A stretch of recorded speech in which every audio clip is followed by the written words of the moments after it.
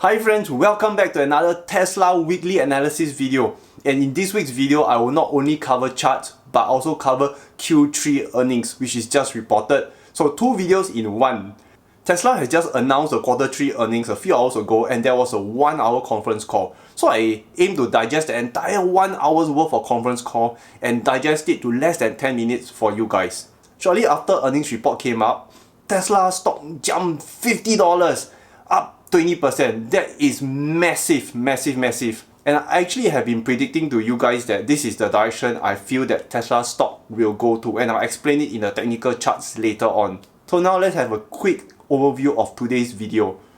As always, I will cover the charts first, and thereafter I'll go to the news. Thereafter I'll cover what's upcoming, so it's important for you to know what's coming in the future. And of course, I will always conclude the episode with what I think about Tesla stock. Moving to the charts, this is a chart I draw every week on my Tesla weekly analysis video.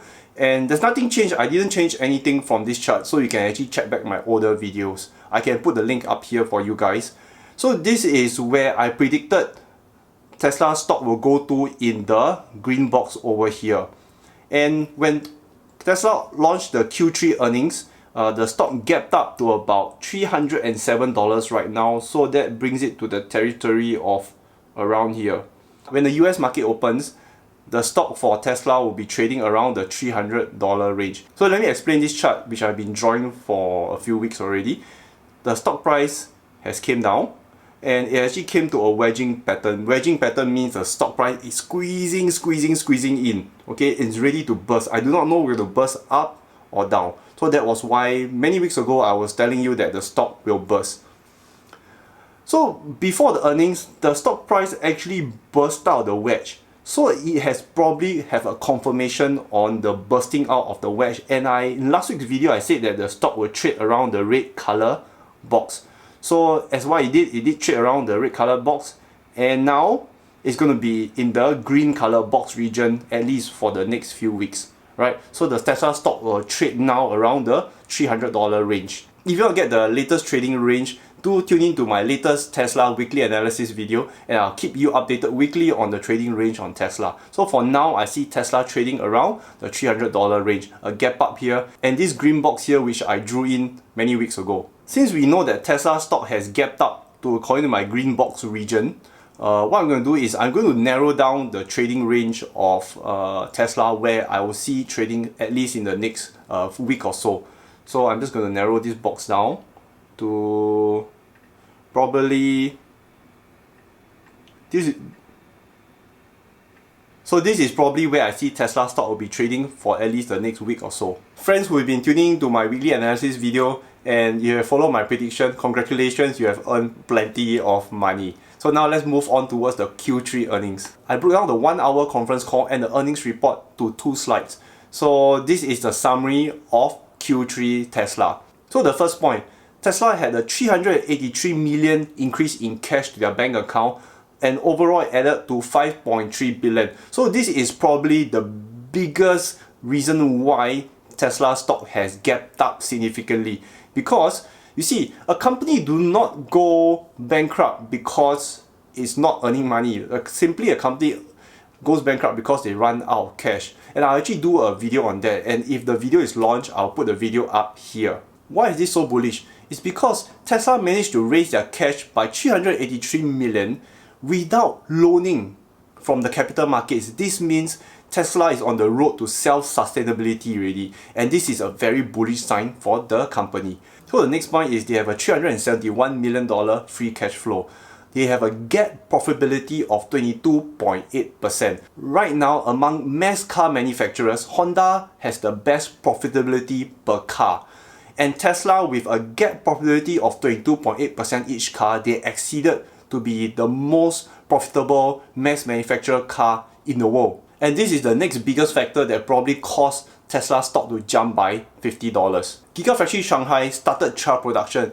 This means that they are not long from full production, and this is going to add a lot of revenue to Tesla. In fact, the Chinese market is definitely much bigger than the US market. So the sales coming from Tesla Gigafactory China is going to be massive. Elon also mentioned during the Q3 earnings that full self-driving appears feature complete by the end of the year. So there are 3 levels of feature complete. The first level of feature complete means that the car is able to drive from your home to your workplace with minimal interference from the driver. The second level of feature complete means that Tesla deems the car doesn't need a driver anymore. The third level means that the government deems that the car is safe to operate by its own. So again, there are 3 levels of feature complete, and Elon says that by end of 2019 appears is going to happen for the first level. During the conference call, they also talk about 3x their production. So with Gigafactory Shanghai operational, and with the current US Gigafactory operational,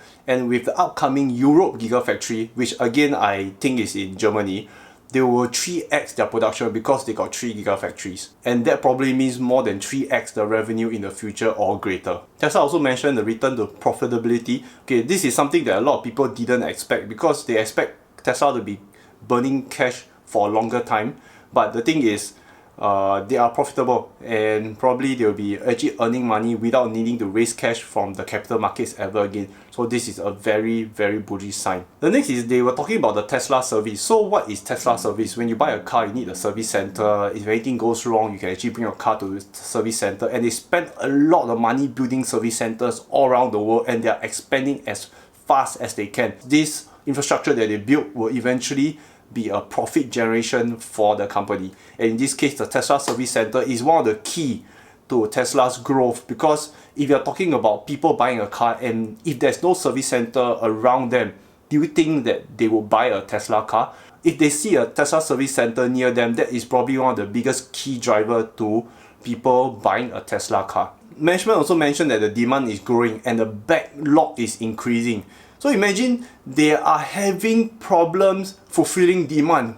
Freaking amazing, oh my god. But this is actually not a surprise because I predicted this long time ago. If you check back my past video, I told you that the world will suddenly realize that electric car and Tesla makes sense. A Tesla is cheaper than a Toyota to run in a few years. So your upfront cost might be a little bit more, but if you're going to drive a Tesla for 3 to 5 years, it's going to be cheaper than buying a Toyota or Honda. Tesla solar deployment grew 50%. Tesla energy storage grew 15% and deployed 477 megawatt hours. So Tesla's energy storage is their power wall and megapacks and power packs, and solar deployment is the things on the roof. So all this has massive growth. So how did Tesla drop the cost so much for the consumer for them to buy so many solar panels from them? Firstly, Tesla doesn't have ads and they do not have a sales force like any other solar company. So they do not need to pay salespeople, they do not need to pay ads. And because of these two, they drive the cost massively down. So they will put the cost savings towards the customer. That is why the deployment grew 50% and the storage grew 15%. That is massive. There was this very important question asked during the conference call, was that what do the management see that the investors are missing out on? And the management's reply was that a lot of people are concentrating on the cars, but they all forgot on Tesla's energy revenue, and they actually foresee the energy's revenue will be equal to the production of Tesla cars, and that is massive growth. So if you think Tesla is making a lot of money out of the cars, think about the energy sector. There was also this question asked on Tesla's plans to advertise, and Tesla outright said no, they are not going to advertise because currently demand exceeds production. So there is no need for advertising. Last but not least, Elon has confirmed that Shanghai Gigafactory is going to build their own batteries. So this is freaking amazing, and it's all part of their game plan of a vertically integrated system to save costs for the customer. So like most manufacturers, they like to outsource everything. In fact, if you look at a Porsche, a Volkswagen, a Toyota, you realize that a lot of things are outsourced from many people. But Tesla has a vertically integrated approach where everything they do themselves, so they save costs and pass it on to the customer. That's why right now they have the highest margin of mass car manufacturers. So upcoming events, we have Tesla Pickup Review, estimated is in November 2019. Battery Investor Day, which is going to be in February 2020. Gigafactory Europe will be announced by the end of this year. And again, I foresee Gigafactory Europe to be in Germany. It's according to inside sources and it's very reliable sources. Model Y will start production in summer 2020, and Solar Roof version 3 will be announced tomorrow. So to conclude this episode, and my slide hasn't changed until now, to conclude it, I'm bullish in the long run. With a market cap of 40 billion, I think it's worth way much more. It's a market leader in everything they do, from solar power to utilities to the cars they do. They are market leader in almost every segment they are in, and they are 3 to 4 years ahead of competition. If you like the contents of this video, do consider helping me smash the like button. It's going to help a lot, and I post every week, so consider also on the notification bell. Good. Bye.